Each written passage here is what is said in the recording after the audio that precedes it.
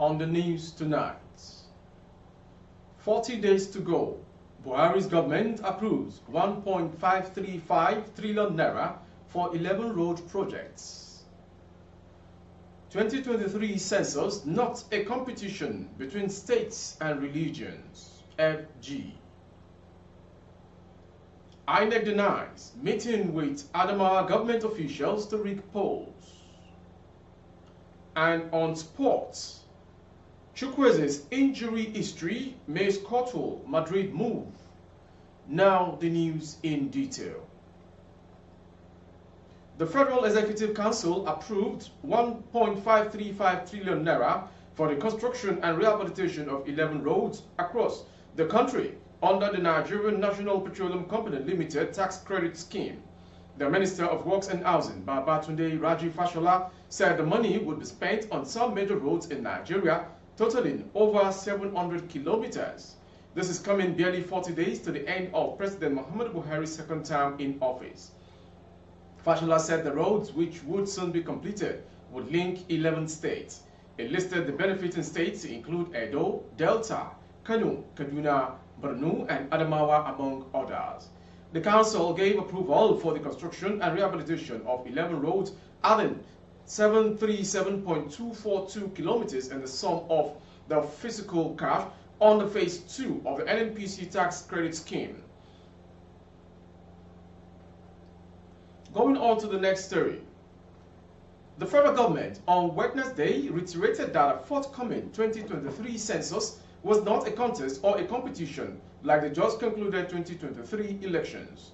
The Director General of the National Orientation Agency, NOAA, and Chairman of the National Population Commission, NPC, Publicity Committee, Dr. Garba Abari, noted that Nigeria wastes so much time on elections, saying the 2023 polls have come and gone.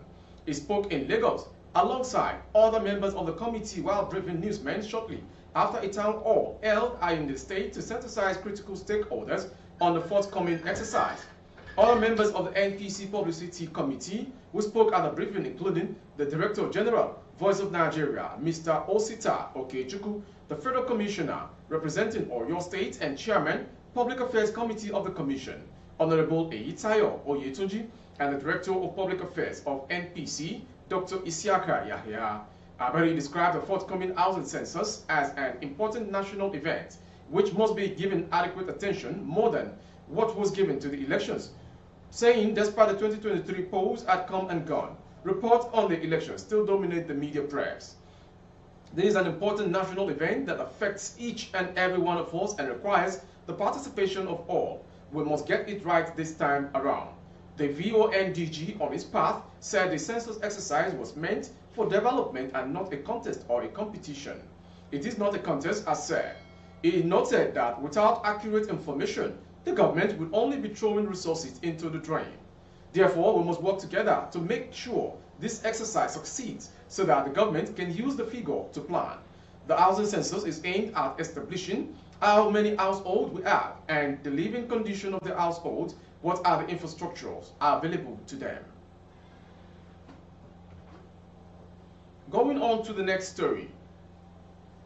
The Independent National and Electoral Commission, INEC, has denounced a report that its officials deployed to supervise the Adamawa State governorship rerun paid a nocturnal visit to the state government house, ostensibly to rig the polls for incumbent Governor Ahmadu Fintiri. INEC National Commissioner and Chairman of its Information and Voter Education Committee, Festus Okoye, made a denial in a statement on Thursday. He said the attention of the Commission has been drawn to a press statement by a candidate in the recently concluded Adamawa State governorship election, in which officials deployed for legitimate duty in the state were alleged to have undermined the electoral process after a discreet nocturnal visit to the government house and ostensibly met with one of the candidates in the election who gave them a list of collation and returning officers deployed for the election. Ordinarily, the Commission does not join issues with partisan actors, particularly where no evidence has been provided. Going on to the next story. The Abia State chapter of the People's Democratic Party, PDP, said the former military head of state, Yakubu Gowon, must apologize to the people of the southeast over his role in the Biafra civil war. The acting state publicity secretary of the PDP in Abia, Abraham Ama, in a statement said, Gowon's name unsettles a lot of people in the southeast due to his involvement in the civil war. Ama was reacting to a statement that Gowon, alongside the state governor-elect Alex Oti, would lead a prayer session in the state on Sunday. The prayer session is scheduled to be held at Masters Vessel Church, Umuahia area of the state. The statement reads, the attention of the Abia PDP has been drawn to a news item in circulation on social media indicating that Nigeria's former head of state, General Yakubu Gowon, would only on Sunday, April 23rd, 2023, lead a prayer session in one Masters Vessel Church, Umuahia, Abia State, under the auspices of his pet project, Nigeria Prays to herald a new Abia, whatever a new Abia means. The name Yakubu Gowon is unsettling to many people in the southeast, given the ignoble roles he played during the Biafran Civil War, for which he is yet to render any public apology. Ama said the choice of Gowon as special guest in a state that is the hometown of slain General Agu Ironsi was insensitive. The PDP noted that Abia State had produced a Catholic bishop and other high-ranking clergymen. It stressed that Gowon had yet to publicly admit his mistakes in the Civil War. And to the next story. The indigenous people of Biafra, IPOB, has said Biafra would soon be restored because the agitation is not dead. IPOB was reacting to a remark credited to former President Olusegun Obasanjo that Biafra was dead and buried on 13th January 1970.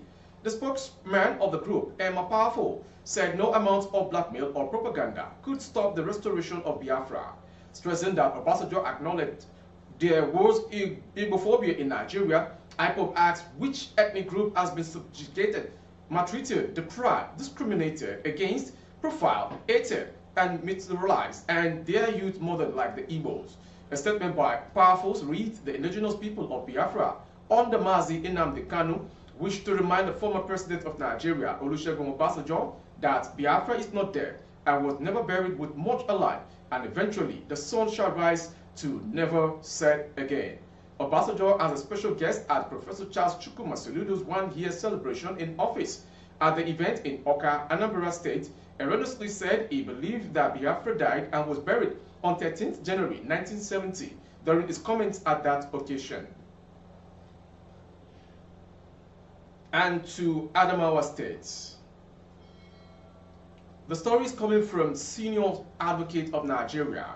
A senior advocate of Nigeria's son, Femi Falana, has demanded that the Adamawa State gubernatorial candidate of the All Progressive Congress APC, Aisha Dariu, popularly known as Binani, should be investigated by the police.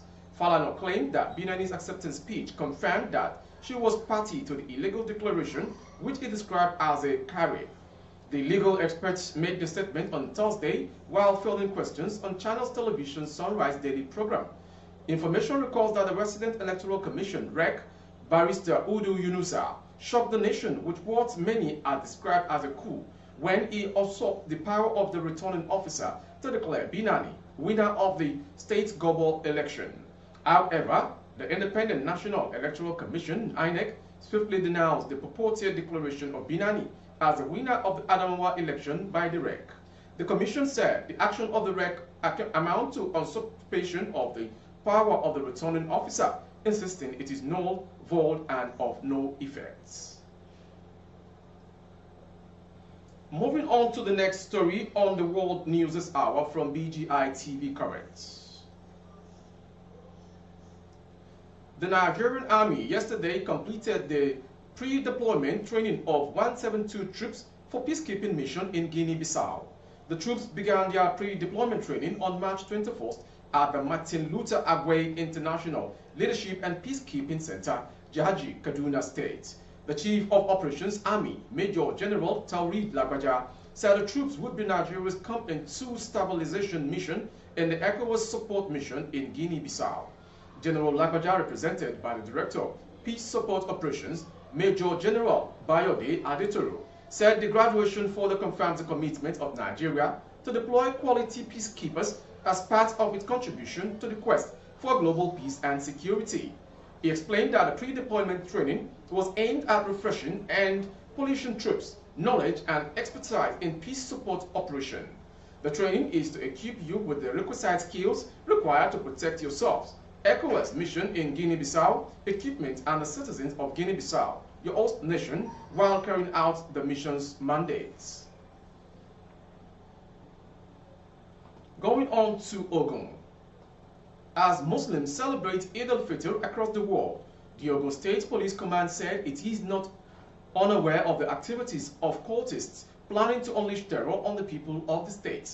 But the police assured Ogun residents that it has put in place a robust security arrangement to ensure a Eid-free celebration to mark the end of the 2023 Ramadan fasting. The police public relations officer in Ogun, Abimbola Oyemi, said the command is not oblivious of the recent upsurge in the violent activities of some hoodlums masquerading as cultists to unleash terror on innocent people of the state.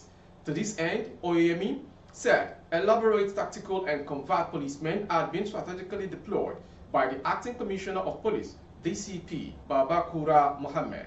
Abimbola said a team of policemen were deployed across the length and breadth of Ogun with a mandate to ensure a crime-free Eid al-Fitr celebration. According to him, operative of SWAT, PMF, anti-kidnapping and anti-cultism, tactical response and intelligence units have also been deployed to nip in the bud any violent crime that may arise before, during, and after the Islamic festival. He added that there will be 24-hour surveillance patrol around various worship places and event and recreation centers in Ogun. It was said that men of the Federal and Safer Highway Patrol have also been directed to ensure the safety of commuters on the road. While felicitating with Muslims in Ogun, the acting CP urged the people to reflect on the reasons for the 1-month fasting period and be good ambassadors of Islam by ensuring peace at all times. He urged residents to allow the police, whenever and wherever they notice strange or suspicious faces, gatherings or movement in their areas, saying security is everybody's business. Meanwhile, the federal government has declared Friday and Monday as public holidays to celebrate the end of 2023 year of Ramadan. Going on to foreign story. The president of Ukraine, Volodymyr Zelensky, has extended his warm felicitation to President-elect Bola Ahmed Tinubu. He expressed gladness at the peaceful conduct of just concluded general elections in the congratulatory letters he signed and praised the emergence of Tinubu. The Ukrainian leader in the letter to Tinubu affirmed his country's determination to further strengthen cooperation with Nigeria. Zelensky used the opportunity of the goodwill message to extend his invitation to the president-elect to visit Ukraine as soon as he settles down in office after the inauguration on May 29, 2023. The Ukrainian leader wrote, "Please accept my sincere congratulations on your election as President of the Federal Republic of Nigeria. Despite extremely difficult testing times caused by the full-scale armed aggression of Russia against our state, Ukraine is determined to further strengthen cooperation with Nigeria at the bilateral level and within the framework of international organizations."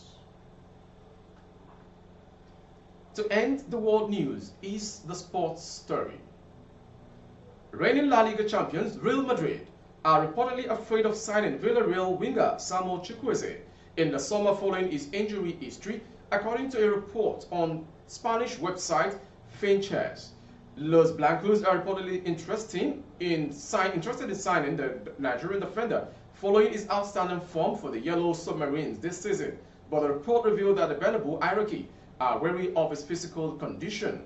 Aside reluctant to meet his €80 million release clause, the Merengues are also keen to avoid another mistake of signing a player who will be sidelined by injuries for the lengthy spell, like Gareth Bale and Eden Hazard. Since Chukwueze joined Villarreal in 2018, the Nigerian international has suffered a series of severe injuries that ruled him out for months. In February 2019, he took ill and was out for 367 days, missing 48 matches. The Yellow Submarine were also without Chukwueze's services for 8 matches following a groin injury he sustained January 16, 2021, which ruled him out of football for 31 days. Going on to end the news is the major story. 40 days to go. Buhari's government approves 1.535 trillion naira for 11 road projects. We're brought to you concerning 2023 census. Census, not a competition between states, religions. FG. INEC denies meeting with Adamawa government officials to rig polls.